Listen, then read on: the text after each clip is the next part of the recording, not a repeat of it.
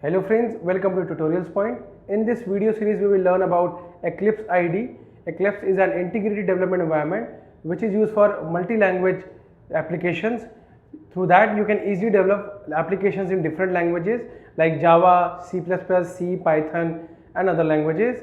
So Eclipse came in the year 2001. Its current version is 4.6.1, which is also known as Neon.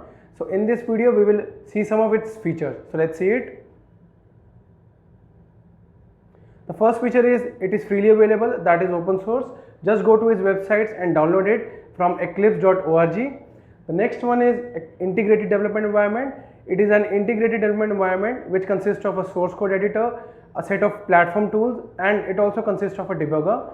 With that, there are different options also available, like to set a breakpoint, to change the perspective to Java and other languages.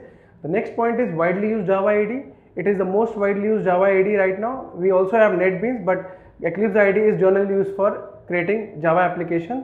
The next point is multi-language. It is a multi-language IDE through which you can develop applications in different languages. The next feature is plugins. Plugin is a bit of code through which you can extend the functionality of your IDE. With that, you can install different plugins like find bug for correcting your errors in your code. With that, we come at the last option, the last feature, which is development applications.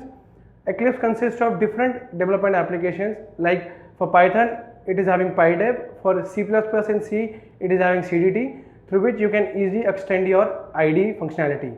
So in this video, we saw some of the features of Eclipse IDE. In the next video, we will learn about different IDEs available. Thank you for watching.